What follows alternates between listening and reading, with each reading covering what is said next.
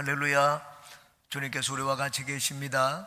주님이 함께 하시니 오늘도 우리에게 좋은 일이 있을 줄 믿습니다. 오늘은 누가복음 13장 1절에서 9절까지의 말씀 같이 보시겠습니다. 13장 1절에서 9절까지 우리 다 같이 합독합니다. 시작. 그때 마침 두어 사람이 와서 빌라도가 어떤 갈릴리 사람들의 피를 그들의 제물에 섞으니 일로 예수께 아뢰니 대답하여 이르시되 너희는 이 갈릴리 사람들이 이같이 해받음으로 다른 모든 갈릴리 사람보다 죄가 더 있는 줄 아느냐? 너희에게 이르노니 아니라 너희도 만일 회개하지 아니하면 다 이와 같이 망하리라. 또 실로암에서 망대가 무너져 치어 죽은 18사람이 예루살렘에 거한 다른 모든 사람보다 죄가 더 있는 줄 아느냐? 너희에게 이르노니 아니라 너희도 만일 회개하지 아니하면 다 이와 같이 망하리라. 이에 비유로 말씀하시되 한 사람이 포도원에 무화과나무를 심은 것이 있더니 와서 그 열매를 구하였으나 얻지 못한지라. 포도원 지기에게 이르되 내가 3년을 와서 이 무화과나무에서 열매를 구하되 얻지 못하니 찍어버리라. 어찌 땅만 버리게 하겠느냐? 대답하여 이르되 주인이여 금년에도 그대로 두소서. 내가 두루 파고 그름을 주리니 이후에 만일 열매가 열면 좋거니와 그렇지 않으면 찍어버리소서 하였다 하시니라. 아멘. 오늘은 회개와 신앙의 열매에 대해서 같이 살펴보고 은혜를 나누겠습니다. 이 앞에 부분은 회개에 관한 내용이고 뒤에 부분은 신앙의 열매를 맺으라는 내용입니다. 회개와 신앙의 열매는 결코 무관하지 않습니다. 신앙의 열매를 맺기 위해서는 우리가 하나님 앞에 올바른 신앙을 가져야 됩니다. 회개해야지 올바른 신앙의 열매를 맺을 수가 있습니다. 회개와 신앙의 열매에 대해서 같이 살펴보고 은혜를 나누겠습니다. 1절에서 5절까지는 회개하라는 내용입니다. 이 두 번이나 사람이 죽는 이야기가 나옵니다. 사람이 죽으면 사고나 재앙을 당하면 무슨 죄를 지은 것처럼 우리는 생각을 합니다. 아주 수년 전에 이 동남아에서 쓰나미가 와가지고 많은 사람들이 피해를 입었습니다. 죽고 큰 피해를 입었습니다. 그러자 이 서울의 한 대형 교회 목사님이 그들이 예수님을 안 믿고 불교를 믿고 귀신을 섬기기 때문에 다 그런 심판을 받았다, 그런 설교를 했습니다. 그 설교를 하고 난 다음에 언론에 많은 질타를 받았습니다. 예수님 안 믿기 때문에 그렇게 재앙을 받았느냐? 반드시 그렇게 생각해서는 안 됩니다. 오늘 예수님의 가르침을 보니까는 그렇게 말하는 것은 충분한 설명이 되지를 못합니다. 이제 한 절씩 살펴보겠습니다. 1절입니다. 그때 마침 두 사람이 와서 빌라도가 어떤 갈릴리 사람들의 피를 그들의 제물에 섞은 일로 예수께 아뢰니. 어떤 사람이 와서 제사를 드리는데, 제사를 드리면 하나님 섬기는 것 아닙니까? 그 로마 군사가 와가지고 그 자리에서 처형을 해가지고 제물을 드리는데 그 피가 튀기도록 했다는 말을 전했습니다. 이 사람들은 아마 로마에 반역을 한 사람들일 것입니다. 성경에 보면은 열심당원들이 나옵니다. 열심당원들은 유대의 민족주의자들입니다. 유대의 독립주의자들, 유대인들의 독립을 위하여, 민족의 독립을 위하여 무기를 사용해도 좋다. 그래서 이들은 항상 무기를 소지하는 자들이었습니다. 그런 이 자들이 로마에 반역을 하다가 이런 사람들은 살인도 합니다. 그래서 아마 로마 군인에 의해서 죽임을 당한 자였을 것입니다. 바리새인들은 유대 민족주의자들이지만은 칼을 사용하지를 않습니다. 그래서 바리새인들을 생각하기를 아마 이런 자들은 그들의 죄에 대해서 잘 죽었다고 생각할지 모릅니다. 많은 다른 사람도 마찬가지입니다. 이 갈릴리 사람이 제사를 드리다가 죽임을 당한 것에 대해 가지고 죄가 있기 때문에 그들이 심판을 받았다. 자기 죄에 대해서 벌을 받은 것이 마땅하다. 그렇게 생각하는 사람들이 있었습니다. 여기에 대해서 예수님이 2절에 말씀을 하십니다. 대답하여 이르시되 너희는 이 갈릴리 사람들이 이같이 해받음으로 다른 모든 갈릴리 사람보다 죄가 더 있는 줄 아느냐? 여러분, 재앙을 받았다고 해서 더 많은 죄를 지은 것도 아니고 나는 그런 재앙이 만나지 않았다. 나에게는 아무 일이 생기지 않았다. 그렇다고 해서 내가 더 의로운 것도 아닙니다. 사람들이 어려운 일을 당하고 재앙을 만나는 것 반드시 하나님을 믿지 않기 때문에 그런 일을 당하는 것이 아닙니다. 예수님을 믿는 사람도 재앙을 당합니다. 욥은 세상에 누구보다 심한 재앙을 만났습니다. 그런데 하나님을 잘 믿었습니다. 하나님을 잘 믿는 자에게도 재앙이 오고 믿지 않는 자에게도 재앙이 닥칠 수가 있습니다. 사고가 나지 않은 걸 가지고 나는 죄 없다 그렇게 생각을 하면 안 됩니다. 오히려 나에게 병이 들고 내가 어려운 일을 당하는 것 하나님이 나를 사랑하는 증거라고 볼 수가 있습니다. 하나님이 나를 사랑하기 때문에. 왜 나에게 병이 생깁니까? 내가 병이 생기는 걸 알지 못하면 모르는 사이에 죽고 맙니다. 그러나 병이 생기면 내가 돌이키고 내 건강을 다시 생각을 할 수가 있습니다. 죄라는 것도 그와 같을 수가 있습니다. 나에게 어려움을 당하면 내가 하나님과 잘못되었구나. 그리고 회개하고 하나님과 올바른 관계를 맺을 수가 있습니다. 그래서 하나님께 복을 받을 수가 있습니다. 이스라엘의 역사가 그랬습니다. 이스라엘이 하나님을 안 믿었다면 포로로 잡혀가거나 종으로 팔려가지 않았을 것입니다. 그런데 하나님을 믿었기 때문에 이들은 항상 하나님 눈에 잘못 들었을 때는 이웃 나라의 종으로 팔렸습니다. 사사기가 그것을 우리에게 잘 보여주고 있습니다. 이들이 하나님을 잘 믿지 않고 우상을 섬기니까 하나님은 그들을 이방 나라에 팔았습니다. 그들이 종살이 하자 슬피 울고 부르짖으니 하나님이 또 그들에게 사사를 보내주었습니다. 하나님을 찾을 때는 그들이 평안하게 지내고 좀 평안하게 지내면 또 죄를 짓고 죄를 지으면 또 재앙을 만나고 그리고 또 돌이키고 이 재앙을 만난 것은 하나님이 그들을 사랑하는 증거입니다. 그러므로 이 재앙을 꼭 죄가 많기 때문에 죄에 대한 하나님의 무서운 심판을 받았다. 그렇게만 생각할 수가 없습니다. 다른 모든 갈릴리 사람보다 죄가 더 있는 줄 생각하느냐? 3절에 너희에게 이르노니 아니라 너희도 만일 회개하지 아니하면 다 이와 같이 망하리라고 말씀을 했습니다. 그런 일을 볼 때 우리가 가져야 될 마땅한 생각이 무엇입니까? 저 사람 죄가 있기 때문에 죄에 대해서는 심판을 받았다. 그런 생각을 해서는 안 됩니다. 나의 반면 교사로 삼아야 됩니다. 나를 돌아보는 거울로 삼아야 됩니다.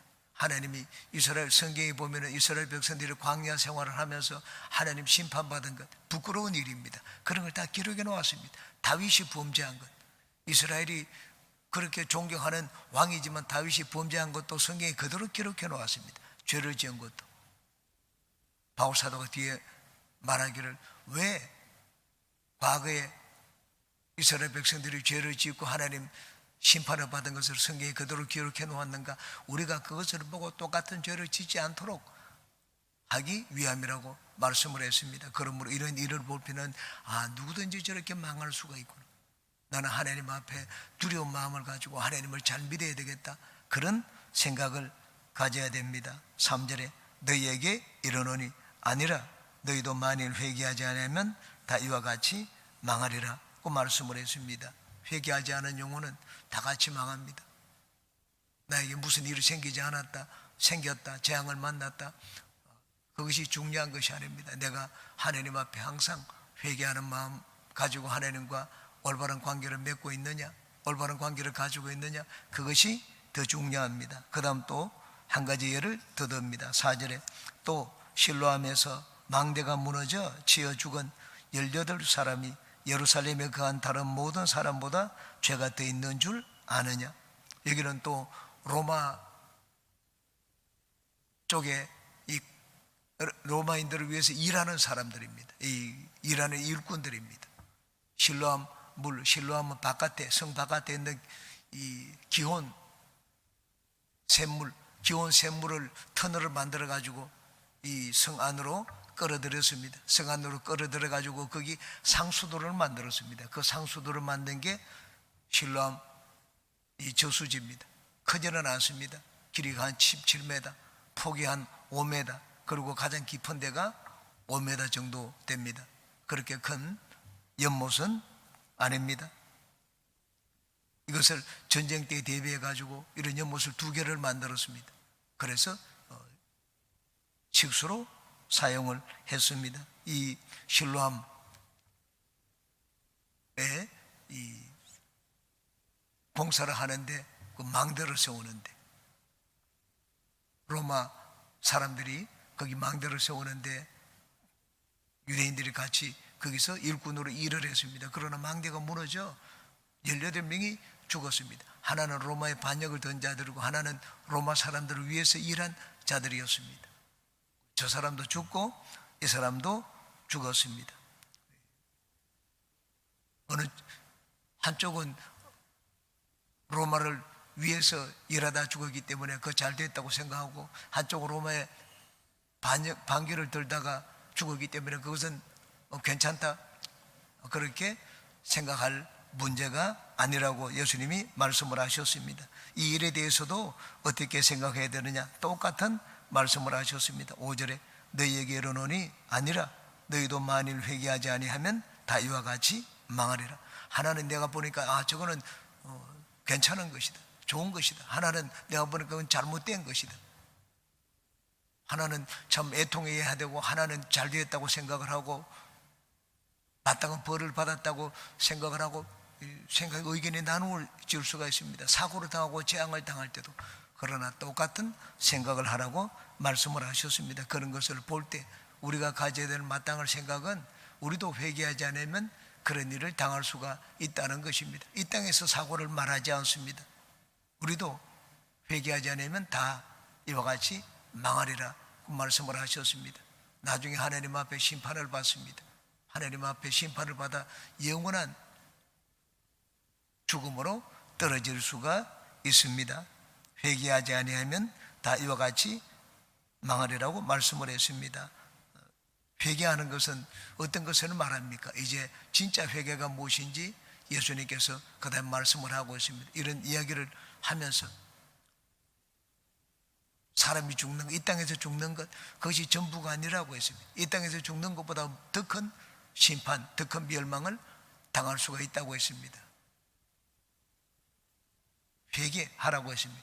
회개하는 것이 어떤 것인가? 그 다음 이제 예수님께서 신앙의 열매를 가지고 말씀을 합니다. 회개하는 것은 예수님을 받아들이는 것입니다. 예수님을 받아들이지 않는 유대인들을 두고 예수님이 이 말씀을 하셨습니다. 6절에 이에 비유로 말씀하시되 한 사람이 포도원에 무화과나무를 심은 것이 있더니 와서 그 열매를 구하였으나 얻지 못한지라. 이에 비유로 말씀을 하시되 한 사람은 이스라엘의 하나님입니다. 야훼 하나님입니다. 포도원에 무화과나무를 심은 것이 있더니, 포도원은 이스라엘 나라를 말하고 무화과나무는 유대인을 말합니다. 즉 이스라엘 민족을 말합니다. 와서 그 열매를 구하였으나 얻지 못한지라. 열매는 예수님을 믿는 신앙을 말합니다. 예수님을 하나님이 보내주셨는데 이들이 예수님을 믿지 않았습니다. 회개하지 않으면 이와 같이 망하리라고 했는데, 회개하는 것은 예수님을 믿지 않았던 것을 회개하고 돌이키는 것을 말합니다. 너희들도 돌이키지 않으면 그렇게 될 것이라고 했습니다. 그럼 우리가 어떻게 하는 것이 회개하는 것입니까? 예수님이 비유로 말씀을 하셨습니다. 하나님은 우리가 예수 그리스도를 아는 열매를 맺기를 원합니다. 이스라엘은 하나님은 잘 믿었습니다. 하나님은 잘 믿었지만은 예수님은 받아들이지 않았습니다. 대표적인 자가 바울 사도 사울이라는 청년이었습니다. 하나님에 대한 열심이 누구보다 뛰어난 자였습니다. 그렇지만 예수님을 받아들이지 않았습니다. 예수님을 받아들이지 않으면 이들이 망한 것처럼 너희들도 똑같이 이와 같이 망하리라고 예수님이 말씀을 하셨습니다.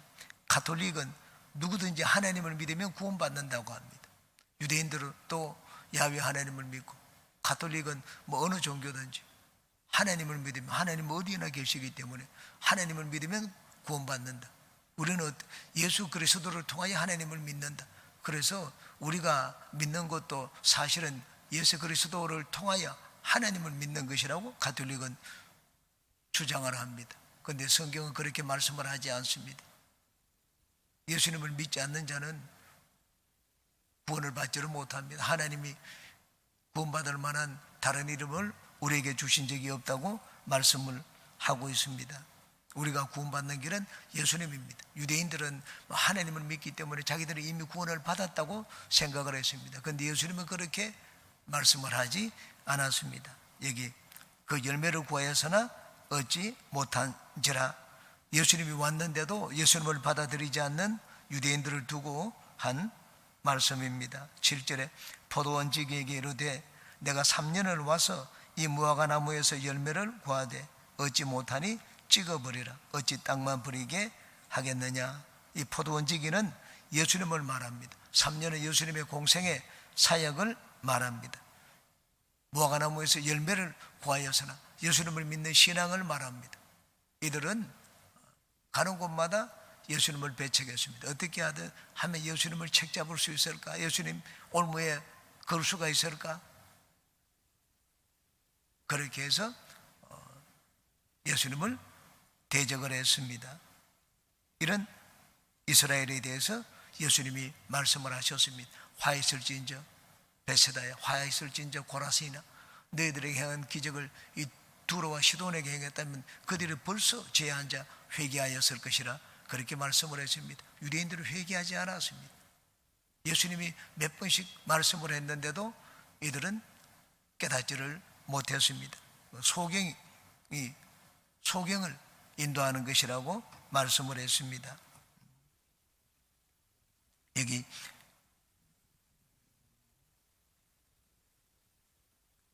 이 무화과 나무에서 열매를 구하되 얻지 못하니 라고 말씀을 했습니다. 유대인들에 대해서 하신 말씀입니다. 유대인들은 하나님을 믿었습니다. 하나님을 믿었지만 올바른 신앙의 열매를 맺지 못했습니다. 이거 꼭 유대인들만 두고 한 말씀이라고 생각해서는 안 됩니다. 이 말씀은 하나님을 믿는 자에게 한 말씀입니다. 하나님을 믿는데 올바른 신앙의 열매를 맺지 못한 자들을 두고 하신 말씀입니다. 우리는 어떻습니까? 우리는 다 하나님을 믿습니다. 나를 돌아보고 이 말씀을 나에게 비추어 봐야 됩니다. 과연 내가 신앙의 열매를 맺고 있느냐? 예수님을 믿지만 신앙의 열매를 맺고 있는지 내 자신을 살펴봐야 됩니다. 신앙의 열매는 삶의 변화입니다. 예수님을 믿으면 삶에 달라져야 됩니다. 말하는 것이 달라지고 가치관이 달라지고 사는 방식이 달라져야 됩니다. 예수 믿는 증거가 무엇입니까? 신앙의 열매는 다름입니다.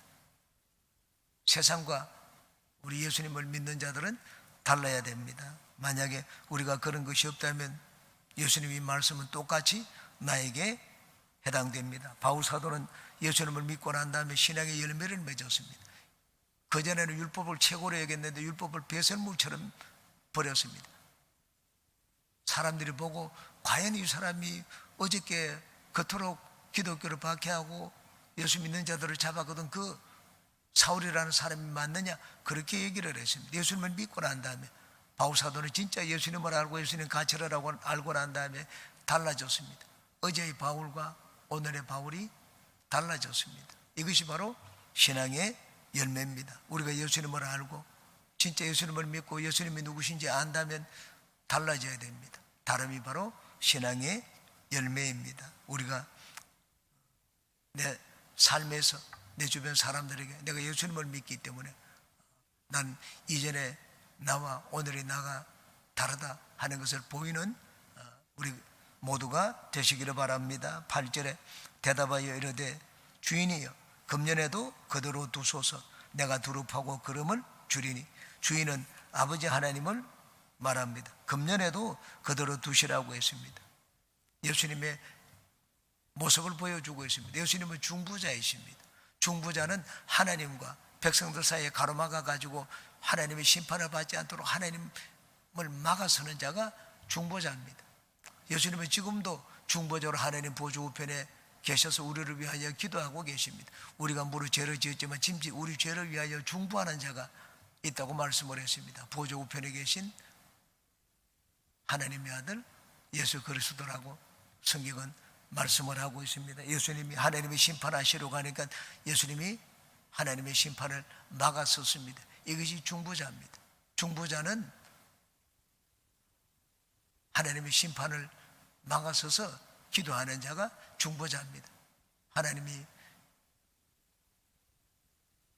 롯이 있는 소돔을 심판하려고 할 때 아브라함이 그 천사로부터 그 소식을 알고는 그 앞에서 막았었습니다. 소돔 땅에 의인 50명이 있으면 어떻게 하겠습니까? 40명이 있으면 어떻게 하겠습니까? 10명이 있으면 어떻게 하겠습니까? 어떻게 하든지 심판받지 않도록 하기 위해서, 롯을 살리기 위해서 아브라함이 막았었습니다. 모세도 마찬가지입니다. 모세도 하나님이 이스라엘 백성들을 다 광야에서 멸하시겠다고 하니까 모세가 그 앞에 막았었습니다. 하나님 이들을 다 죽이시면 세상 사람들은 뭐라고 하겠습니까? 하나님이 능력이 없어서 애굽에서 이끌어내기는 했지만 광야에서 이들을 이끌 수가 없어가지고 다 죽였다, 죽도록 내버려 뒀다, 하나님이 능력이 모자라는 분이다, 그런 말을 하지 않겠습니까? 살려달라고 했습니다. 하나님이 모세의 기도를 듣고 그들을 살려주셨습니다. 모세는 좋은 중보자였습니다. 예수님이 중보자이십니다. 이 하나님이 심판하겠다고 하니까, 멸하시겠다고 하니까 하나님이, 예수님이 그 중간에 막아섰습니다. 우리도 세상에 대해서 중보자가 되어야 됩니다. 내 가족들에 대해서, 우리 믿지 않는 세상에 대해서, 또 우리나라에 대해서. 여기 금년에도 그대로 두소서, 내가 두릅하고 걸음을 주리니 라고 말씀을 했습니다. 걸음은 성령을 말합니다. 걸음을 주리니 이제 열매를 맺을 것이라고 했습니다. 우리가 신앙의 열매를 맺는 데 있어서 중요한 것은 성령의 걸음입니다. 성령의 걸음을 내가 충분히 공급받아야지 우리는 신앙의 열매를 맺을 수가 있습니다. 성령을 받지 않고는 올바른 신앙의 열매를 맺지 못합니다. 예수님의 제자들도 예수님을 그렇게 따라다녔지만 성령을 받지 못했을 때 신앙의 열매를 맺지를 못했습니다. 예수님을 부인하기도 하고 도망가기도 하고.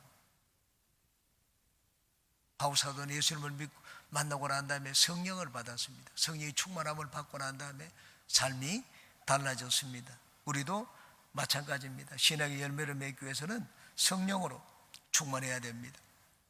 바울사도가 에베소에 갔을 때 제일 먼저 한 말이 너희가 믿을 때 성령을 받았느냐 하는 말씀이었습니다. 예수님을 믿는다고 하는데 그들에게 다름이 없었습니다. 세상 사람과 다른 것이 보이지 않았습니다.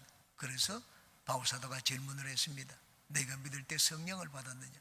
우리가 다름이 있는 삶을 살기 위해서는 늘 성령으로 충만해야 됩니다. 오늘도 우리는 주님 앞에 나왔습니다. 뭐 때문에 나왔습니까? 성령의 충만함을 구하기 위해서 나왔습니다. 성령으로 충만해야지 우리는 올바른 신앙의 열매를 맺고 하나님 앞에 복을 받을 수가 있습니다. 우리는 기도할 때마다 더 성령의 충만을 구하는 우리 교회, 또 우리 모두가 되시기를 주님의 이름으로 축원합니다. 9절 이후에 만일 열매가 열면 좋거니와 그렇지 않으면 찍어버리소서 하였다 하시니라. 이게 바로 예수님의 중보의 모습입니다. 이후에 만일 열매가 열면 좋지만 성령이 왔는데도 열매를 맺지 못하면 어떻게 됩니까? 그건 기회가 없습니다. 예수님 말씀을 했습니다. 인자를 거역하는 자는 혹시 사심을 받아도 성령을 거역하는 자는 이 세상과 오는 세상에서 사심을 받지 못할 것이라고 말씀을 했습니다. 예수님을 믿지 않는 자들, 여러분 예수님을 믿지 않는 것은 어떻게 보면 당연한 일입니다. 성령의 도우심을 받지 않고 누가 예수님을 믿을 수가 있습니까? 하나님의 백성들이, 유대인들도 예수님을 받아들이지 않았습니다. 전부 예수님을 십자가에 못 박으소서 못 박으소서 이렇게 외쳤습니다. 성령을 받고 난 다음에는 달라졌습니다. 우리 모두도 마찬가지입니다. 우리가 주님 앞에 나와서 예수님을 믿게 된 것, 내가 뭐 잘 깨달아서 그런 것도 아니고 내가 마음이 선해서 구원을 받은 것도 아닙니다. 성령의 이 도우심을 받았기 때문에 우리는 영의 눈이 뜨지고 마음의 감동을 받아 예수님을 믿게 되었습니다. 성령의 이 역사를 거역하면 어떻게 합니까? 성령의 역사를 거역하면 그 다음에는 두 번 다시 기회가 없습니다.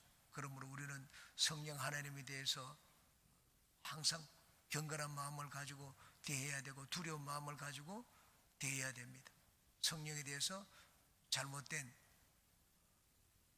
말을 하면 안 됩니다. 성령은 우리가 생각하는 것보다 훨씬 더 높은 분이시고 훨씬 더 귀한 분이시고 내 삶에 지극히 가까운 분입니다. 내 삶의 많은 것들, 성령 하나님이 늘 나와 같이 계십니다.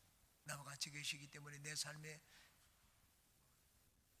모르는 부분이 없습니다. 일거수일투족을 다 보고 계시고 알고 계시고 내 삶을 돌보시는 분입니다. 그러므로 항상 우리는 성령 하나님을 항상 인정하고 환영하고 내 마음에 모셔들고 우리 삶에 모셔들어서 성령과 함께 인생을 사는 우리 모두가 되시기를 주님의 이름으로 축원합니다.